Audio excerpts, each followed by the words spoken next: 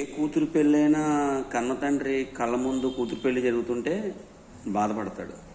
ఆడు చచ్చిపోతే ఆ ఫోటోకి దండేసి తండ్రి లేడు కాబట్టి తల్లుండి గ్రాండ్గా చేసింది పెళ్ళి అని అంటారు 10 మంది అత్యంతలేసిన వాళ్ళు, లేకపోతే ఊర్లో పొరుగు వాళ్ళు మంచి చెడ్డ చెప్పుకుంటారు.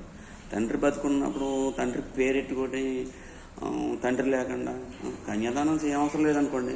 ఒక చర్చిలోకి వెళ్ళినా, ఒక మసీదులోకి వెళ్ళినా, టెంపుల్కి వెళ్తేనే మనం నియమాలు అవన్నీ పాటించాలి. టెంపుల్ అంటే మన దుర్గమ్మ గుడి, ఈశ్వరుడి గుడి, వెంకన్నబాబు గుడి. మరి నేను బతుకున్నా లేనట్టే, సచ్చినుడితో సమానం. అది అంటే నా దండకి నేనే ఫోటోకి దండ వేసుకుని అన్ని టైప్లో చేశారు. అంటే నా కూతురు పెళ్ళి అయిపోయింది కానీ దానికి పడి ఎడుతులేదు. అంటే ఇండియన్ కల్చర్ సాంప్రదాయం ఎలాగంటే డబ్బుకి విలువించినట్టు మనిషికి ఇవ్వట్లేదు, బంగారానికి విలువించినట్టు మనిషికి ఇవ్వట్లేదు. అది కులం, గోత్రం, మతం అని పడేడుతున్నారు జనం. అది కొంతమంది ఎందుకంటే డబ్బు కోసం పక్కలేసే వాళ్ళు, బోగర పని చేసేవాళ్ళు అయితే వాళ్ళు చేజాడింపున్న వాళ్ళు వాళ్ళు బాగుంటారు. వాళ్ళే పై చేయి ఉంటారు.